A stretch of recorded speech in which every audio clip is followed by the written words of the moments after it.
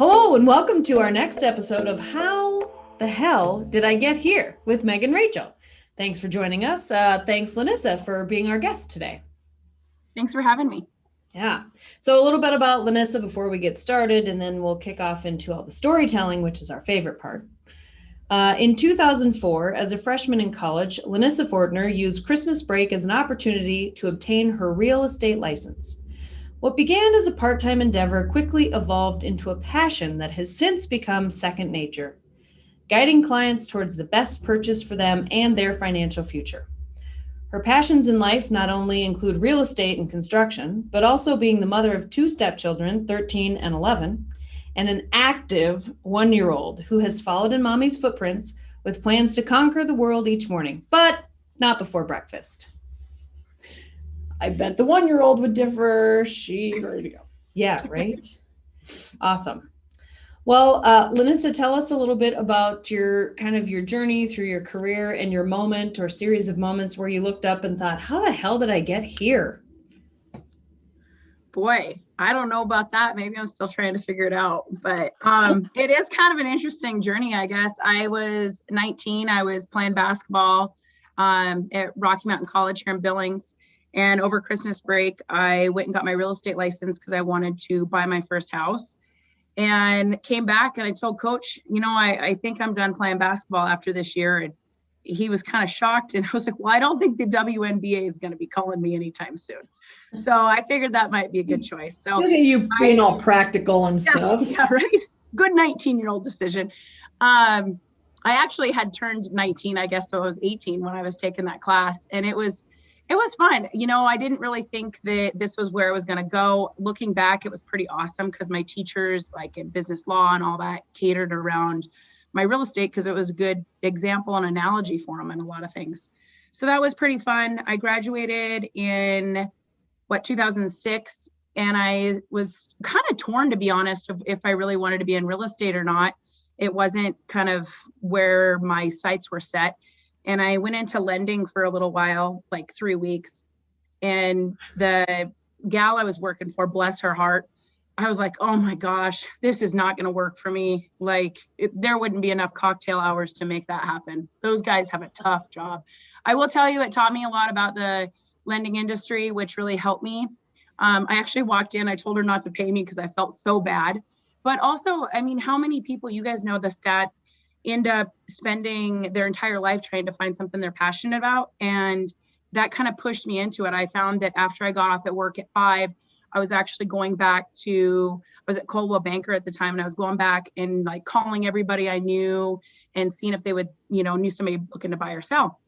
And so I was like, man, what am I doing? I clearly need to be in real estate. So I went to a new firm after that, and that was pretty awesome.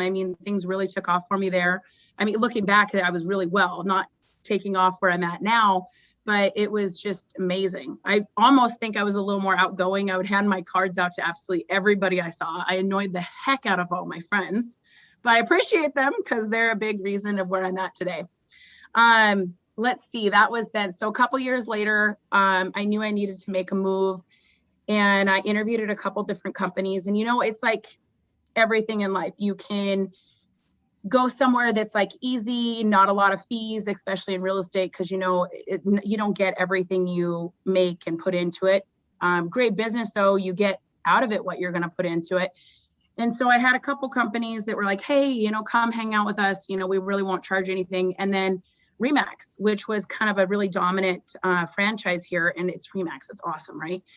So the fees were huge, and I was so scared. And I went and talked to my dad about it. And I don't know if you can cuss on the air, so I'm going to apologize. Oh, wait, no sweat. You go for it. No, hon, you just need to shit or get off the pot. And I was like, yeah, pretty much. And then I kind of was remembering my POM classes in college, and you can only cut expenses so far in life. And the ceiling's really the limit, especially in real estate. So I decided, that was a good deal. I was going to align myself with an amazing company, some awesome mentors. Everybody there was full-time. They were absolutely killing it in real estate. And so I made that leap in 2008, got my broker's license in 2010. And in that 2008, 10-ish, I picked up this program my broker had given to me. It was called the Buffinian Company. And it's a coaching program, but I didn't really kind of know that at the time. It just kind of gave you, hey, this is what you should do. And it was all about working by referral, which is what I actually was naturally kind of doing, not realizing it, which I'm sure you guys are really familiar with, and started doing that. And it was just crazy. I doubled my business. I think I went from like 20 transactions to like 50 to 70, and I just kind of kept going up. And I'll say, not maybe an aha moment, but kind of a breaking is I met my now husband, and I didn't really know if I wanted to be in Montana. I'm born and raised southeastern Montana, moved to Billings when I was 18 to go to college here, and obviously still here.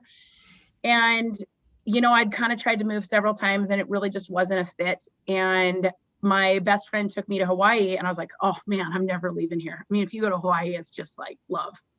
And so I met him, and I'm like, hey, I'm moving. You can't really tell anybody because it'll kill my career. It was like right in May, right when everything's crazy. Nobody wants to work with somebody that's leaving, even though it wasn't till fall. So I did. I left in August and made it 2 weeks, left my best friend in Maui. But you know what? You could leave people in worse places. We set her up pretty good. She was a block from the beach. I sublet my room out, and I just was like, man, it just, when you're there, time almost stops. And it would have been a great market and opportunity down there. But again, I called my dad. My mom gives great advice too, by the way, but I called my dad and I'm like, man, I don't know what to do. This guy he just calls me all the time. And it's not going to work when I'm in Hawaii. And so I was like, all right. Dad goes, well, honey, good guys don't come along very often, and Maui will always be there, but I support you no matter what. So I hung up and I bought a plane ticket home. And here's what I told myself though, is I'm going to sell real estate in Billings, Montana in the spring and the summer, because that's my busy time. And then I'm going to go to Maui and sell in the winter. Like, that's totally the dream. And maybe, I don't know, in like 10 years. But so I'm like, if I'm moving my butt back home, I am just going to absolutely dominate the market. So I don't know if that was it or what, but I will tell you through my coaching, the other thing is I hadn't had a coach at this time, which I think coaching's amazing. So shout out, you guys need to call these guys. Is big on goal setting. And that was what really shifted. And so I write, 5 census goals, all in present tense. They're crazy. I mean, I've been told, don't set your goals so high. You're going to be so depressed when you don't make them. And I'm like, holy cow, let me tell you, I've way over where my depressed point would have even ever been. And I had set goals before I left, and I was making big leaps and bounds then. I was doing really well, but nothing to where I was at when I came back. So I set some goals, and they were all like REMAX based goals. And I'm a big self-starter. It just helped with me kind of get where they were. I mean, they were off glass trophies. I mean, I could buy myself a glass trophy, but that's not the point. And so when I came back, it was the year I got married. I hired, and not the year I got married. We got engaged. So, hey, good decision, right? Right. Good job. Married. All right. On the right path. Yeah. So, I hired an assistant a couple years after that. Wasn't allowed to like show property or anything, but I went from like 75 transactions to the year I got married. I sold 136 units. Wow. And I don't know how I even still got married. He still put up with me. So we kind of figured out. What do you mean? You're a wildly successful woman. Of course he wants to marry you. Yeah, right. Yeah, so that was a turning point. And then I kind of figured out, wow, now that I'm here, I want to keep growing, which is always kind of a tough thing, is, where you got to like have a life and structure it somewhere. And so I was like, man, I probably need to hire some people that can help with that. So my assistant, Carrie, who's with me today still, man, she is a rock star. She keeps me sane and helps me with all things in life. And then we hired my first buyer's agent. And so I still work with buyers a lot. Like I had told you guys before, and like I'd said, that I work a lot by referral. So like repeat clients, all that. But if I'm too busy to get to somebody, they're able. I mean, and especially in a market like this, you don't get to just say, oh yeah, I'm tied up with another client, we can't look at a house, because you're going to miss it. Mm-hmm. So restructured that way and kind of built a team. And then what year was it? We opened Four Seasons Real Estate. What did I put on there? 2017? I don't. Whatever you said. Yeah. Anyway, I opened a company in 2017. We just bought an office building last year and moved into that. And so that's been fun. We have 13 agents that work here. The whole focus behind all that was to have agents that have great personalities, good work ethic, and really positive, because in any business, especially real estate, there's a lot of emotions, up and downs, and you're dealing with everybody, not just your own life going on. And I wanted it to be a place where you could come, feel good about work, and deal with it all. And then also have other people that pick you up. And come on, it's just like the old deal. If you want to play better golf, you better golf with better golfers. And I did not quote that right, but you know what I mean. Yeah, we say that all the time. We say you are who you spend time with, right? So Yeah. totally get. So tell us, so you're in our world, in our Helix assessment, you're a stabilizer, but you're barely under the line of fixer, which really tells us that you love teams. So it's really interesting that you built this team where everyone loves to work and they're hardworking. So do you think you always were interested in building a team, or was that something that grew over time, or how did you sort of think about that when you were first starting? That's a good question. No, it wasn't. My goal never really was to open my own office. I do love to help other agents. I would say, 80% of the agents here were really super successful before they came here. So it was more of the team camaraderie than, being able to help. Yes, we bounce ideas off each other. I do have a few newer agents here that are fully dedicated and absolutely amazing. And I love helping them. I love problem solving, which, to get back to that, that's what we get paid for in this business. If every transaction was smooth and easy, we wouldn't have jobs. So it's, that level of chaos, if we can take it out of it and make sense of it, solve the problem, give it some structure, it's going to make everybody's life a lot smoother. And that goes the same with, agents getting in it. That's one of the things that people typically love about real estate is there's no two deals that are typically the same.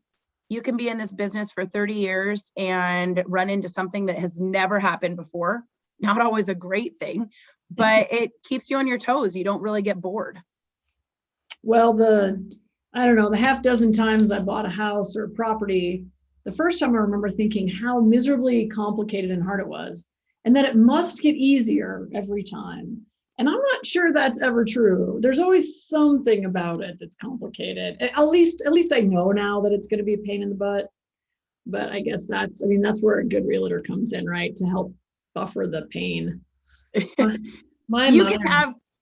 can have sold 50 houses and then all of a sudden you have a perfect offer and just something crazy happens.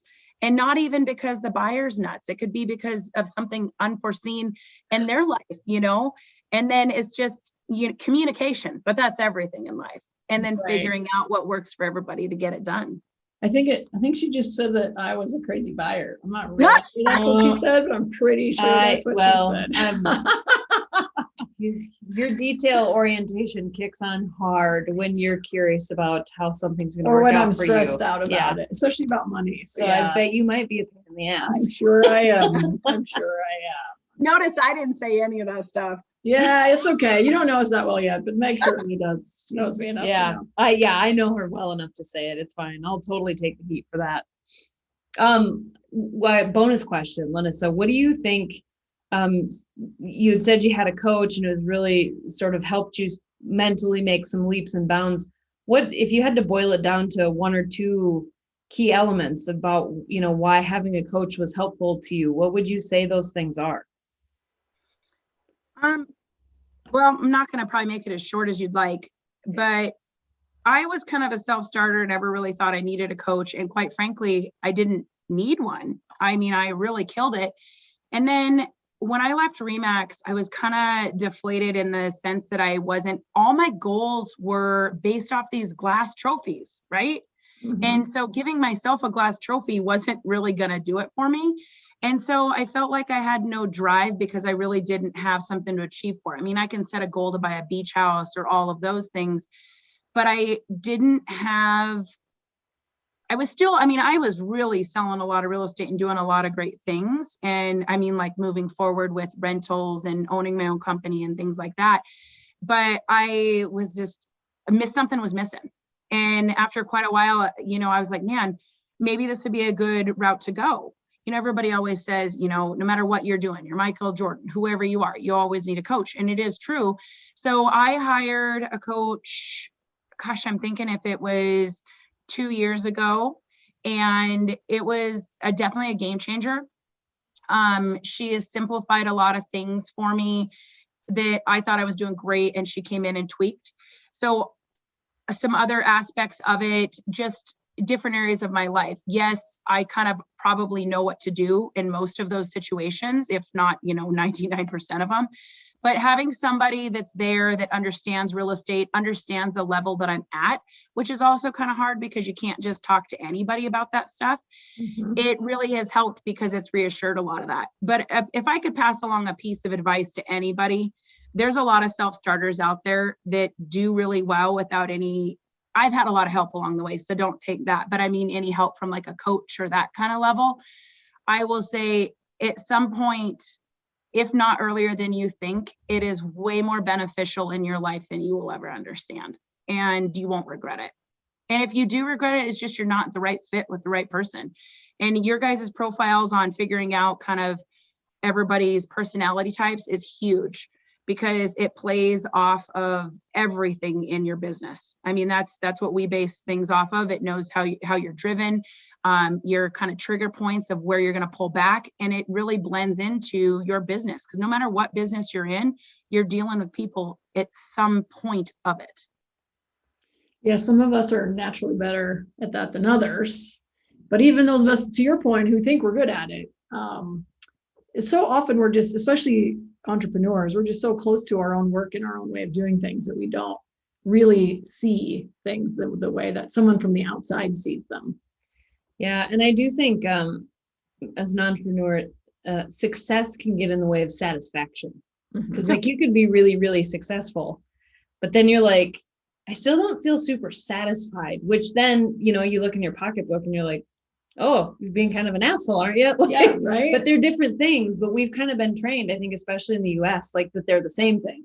Success, especially financial success, should be satisfying, like completely all on its own. It is a little bit. Well, I mean, it is, but it doesn't cover it all. It's not 100%. So it's true though. I mean, that's one thing that we're working on right now. You'd think, my coach is all business, but she's like, Lanissa, we got to figure out some time that you take time off. And it's like, a lot of people would look at me like, oh, she's on the beach in Hawaii, she's having a vacation. And my husband's like, are you kidding me? Her phone hasn't stopped ringing.